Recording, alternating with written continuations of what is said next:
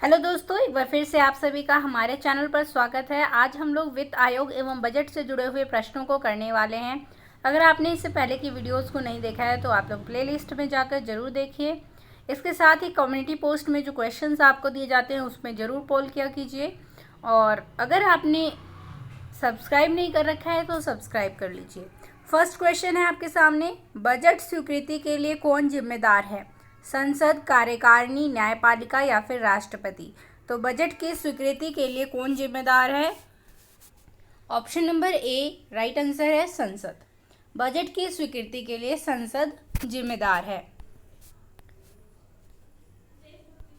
Question number 2, budget यह तैयार करने हैं, मतलब क्वेश्चन ये है कि बजट तैयार करने की जिम्मेदारी किसके ऊपर होती है? प्रधानमंत्री के ऊपर, वित्त मंत्री के ऊपर, रक्षा मंत्री के या फिर गृह मंत्री की?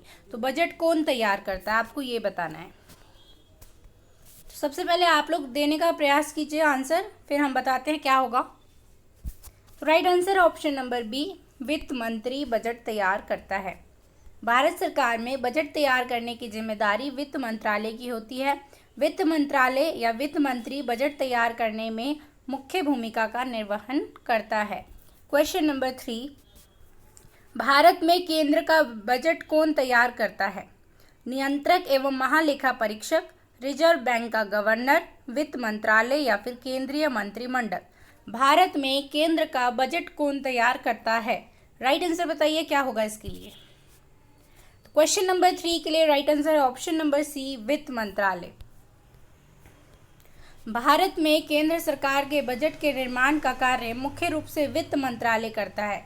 इस कार्य में सहायक के रूप में योजना आयोग तथा नियंत्रक महालेखा परीक्षक संलग्न रहते हैं। क्वेश्चन नंबर 4, संवैधानिक प्रावधान के अनुसार वित्त आयोग अपना प्रतिवेदन किसे प्रस्तुत करता है? संसद को, राष्ट्रपति को, प्रधानमंत्री को या फिर ऑप्शन डी वित्त मंत्री को? संवैधानिक प्रावधान के अनुसार वित्त आयोग अपना प्रतिवेदन किसे प्रस्तुत करता है? तो राइट आंसर क्या है? ऑप्शन नंबर बी, राष्ट्रपति को वित्त आयोग अपना प्रतिवेदन प्रस्तुत करता है। संविधान का अनुच्छेद 280 प्रत्येक 5 वर्ष के अंतराल पर एक वित्त आयोग के गठन का प्रावधान करता है। इसका मुख्य कार्य संघ और राज्यों के बीच करों के शुद्ध आगमों के आवंटन के बारे में और राज्यों के बीच वितरण करने के तरीके के संबंध में राष्ट्रपति को सिफारिश प्रस्तुत करना होता है। किस आर्टिकल में कहा गया है? अनुच्छेद 280 में। क्वेश्चन नंबर 5, भारत में केंद्रीय वित्त मंत्री बजट पेश करता है राज्यसभा में, लोकसभा में, संसद के दोनों सदनों के संयुक्त अधिवेशन में या फिर राष्ट्रपति? भारत में केंद्रीय वित्त मंत्री बजट कहां पर पेश करता है? राइट आंसर है ऑप्शन नंबर बी, लोकसभा में। भारतीय संविधान में बजट शब्द का प्रयोग नहीं किया गया है, बल्कि इसके स्थान पर किसका प्रयोग किया गया है? वार्षिक वित्तीय विवरण शब्द का। और कौन से आर्टिकल में? अनुच्छेद 112 में। और इसी के लोकप्रिय शब्दों में क्या कहा जाता है? बजट। बजट पारित करने का क्रम आपको याद रखना है, क्योंकि कई बार सीक्वेंस में लगाने के लिए प्रश्न यूजीसी नेट परीक्षा में पूछा गया है, तो आपको इसका सीक्वेंस याद होना चाहिए। तो सबसे पहले जो बजट है वो लोकसभा में प्रस्तुत होता है, उसके बाद उस पर सामान्य चर्चा की जाती है, उसके बाद लेखानुदान की मांग की जाती है, फिर बजट पर विस्तृत चर्चा की जाती है, उसके बाद सरकार द्वारा अनुदान की मांग की जाती है, फिर कटौती प्रस्ताव आता है, फिर विनियोग विधेयक और उसके बाद वित्त विधेयक। वित्त विधेयक बजट पारित करने का आखिरी चरण होता है, जिसके द्वारा सरकार विभिन्न प्रकार के करों के प्रस्ताव संसद के समक्ष प्रस्तुत करती है। तो आपको ये सीक्वेंस याद रखना है। सबसे पहले बजट को लोकसभा में प्रस्तुत किया जाएगा, उस पर फिर सामान्य चर्चा की जाएगी, फिर लेखा अनुदान की मांग की जाएगी, उसके बाद विस्तृत चर्चा की जाएगी, फिर सरकार द्वारा अनुदान की मांग की जाएगी, उसके बाद कटौती प्रस्ताव आएगा, फिर विनियोग विधेयक, फिर वित्त विधेयक। वित्त विधेयक लास्ट चरण होता है, ये भी याद रखिएगा। क्वेश्चन नंबर 6, भारत में कार्य निष्पादन बजट किसकी सिफारिशों पर प्रारंभ किया गया था? Option A Gorwala report, option B Santhanam report, option C प्रशासकीय सुधार आयोग या फिर option D Paul H Appleby report. तो किसकी सिफारिश पर कार्य निष्पादन बजट भारत में प्रारंभ किया गया था? राइट आंसर है ऑप्शन नंबर सी प्रशासकीय सुधार आयोग। निष्पादन बजट का जन्म अमेरिका में वर आयोग द्वारा वर्ष 1949 में किया गया था। राष्ट्रपति ट्रूमैन ने निष्पादन बजट को लागू किया था। इसमें खर्च के बजाय खर्च के उद्देश्य पर जोर दिया जाता है।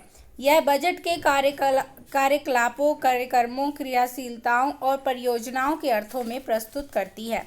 भारत में निष्पादन बजटिंग को प्रशासनिक सुधार आयोग की सिफारिश पर वर्ष 1968 से 1969 4 केंद्रीय मंत्रालय हेतु निष्पादन बजट तैयार किया गया था और वर्ष 1975 से 76 में सभी केंद्रीय मंत्रालयों में लागू किया गया था।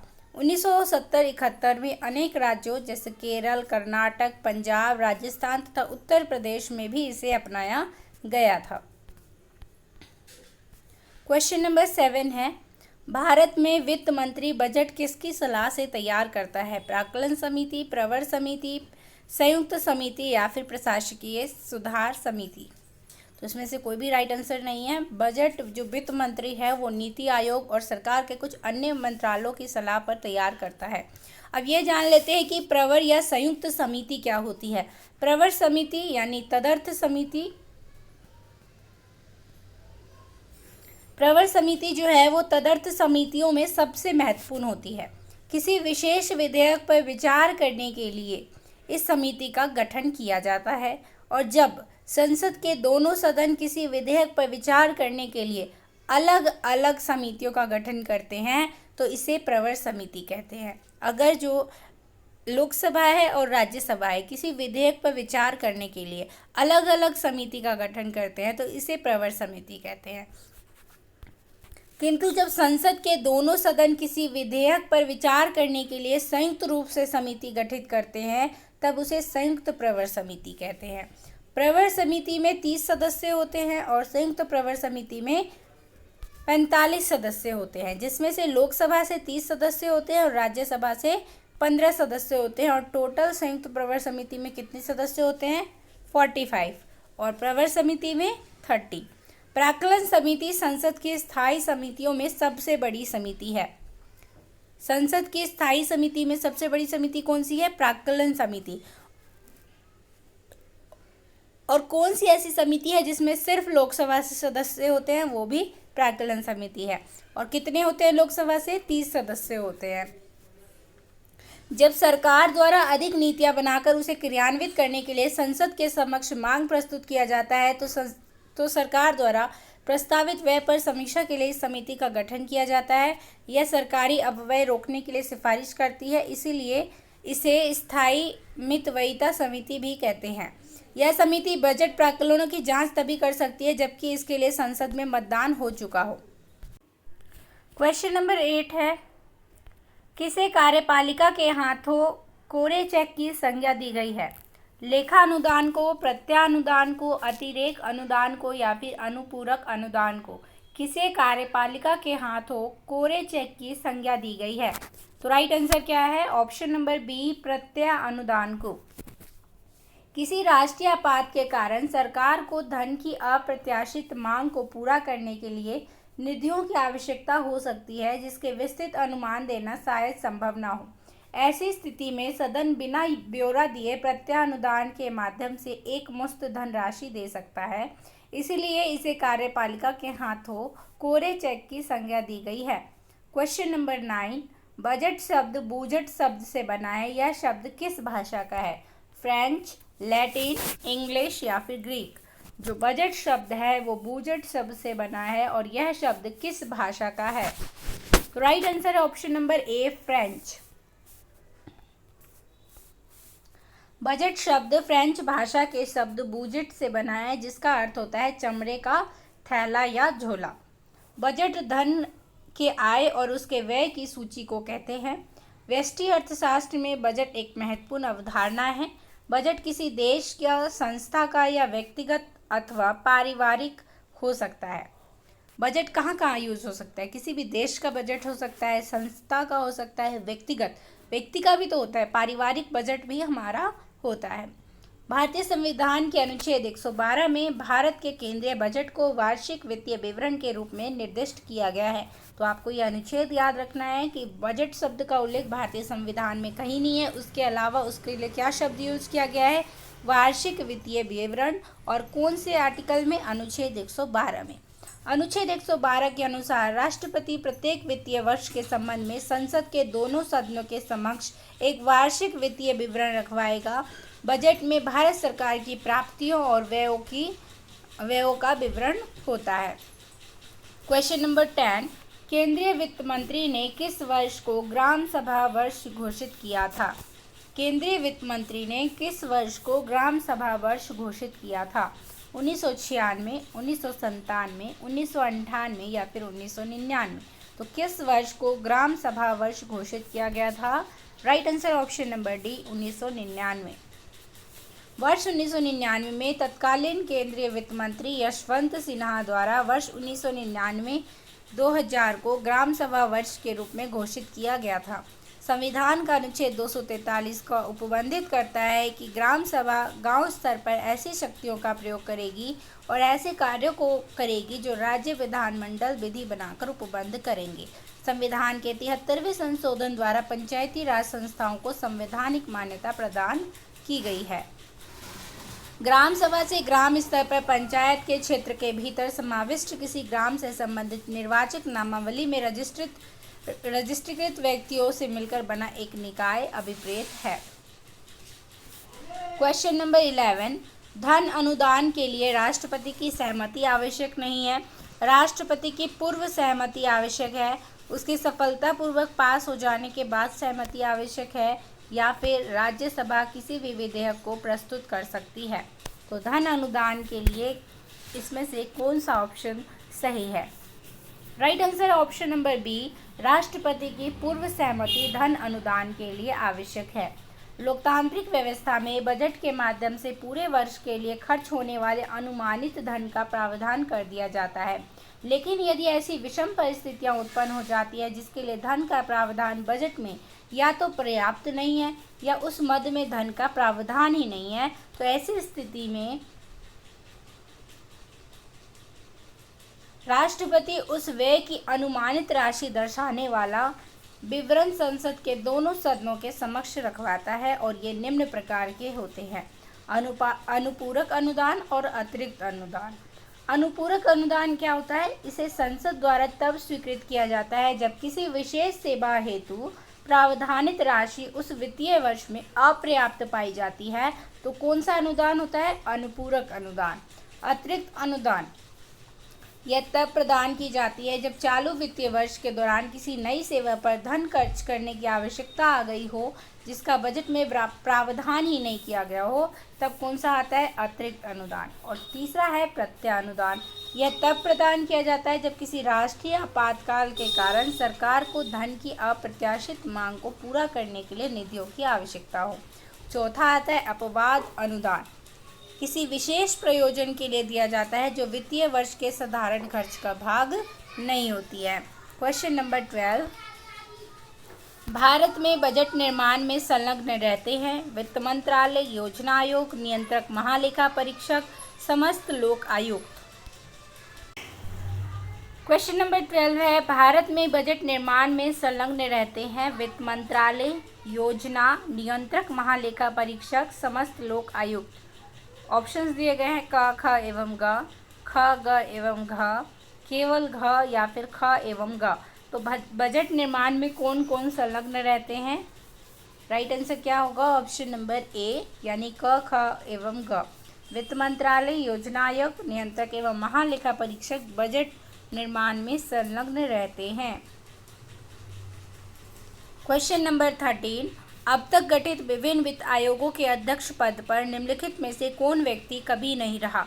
Shri Santhanam, Shri A.K. Chandra, doctor Rajamannar, Shri B.P. मंडल।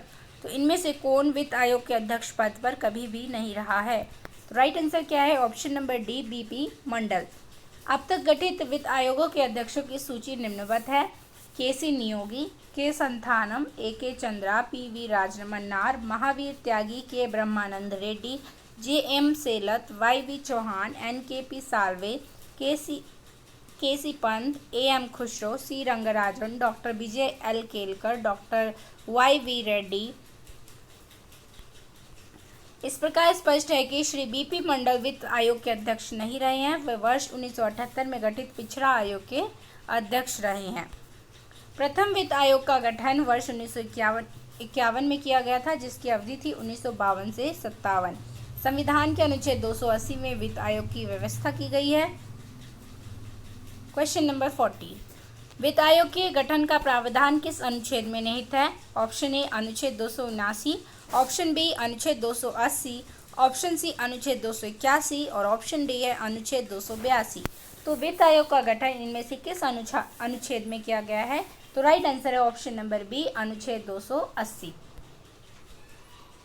संविधान का अनुच्छेद 280 प्रत्येक 5 वर्ष के अंतराल पर एक वित्त आयोग के गठन का प्रावधान करता है। इसका कार्य संघ और राज्यों के बीच करों के शुद्ध आगमों के आवंटन के विषय में और राज्यों के बीच वितरण करने के तरीके के संबंध में राष्ट्रपति को सिफारिश प्रस्तुत करना है। पहले वित्त आयोग के गठन के सी नियोगी की अध्यक्षता में 12 नवंबर 1951 को किया गया था। इस समिति ने अपनी सिफारिश वर्ष 1953 में दी थी। अब तक 14 वित्त आयोग गठित किए जा चुके हैं। 14वें वित्त आयोग का गठन जनवरी 2013 में वाई वी रेड्डी की अध्यक्षता में किया गया है।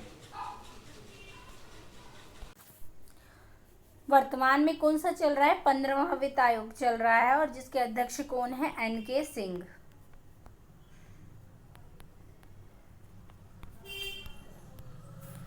क्वेश्चन नंबर 15, भारत सरकार संचित निधि से राज्यों को अनुदान किसके प्रतिवेदन पर देती है?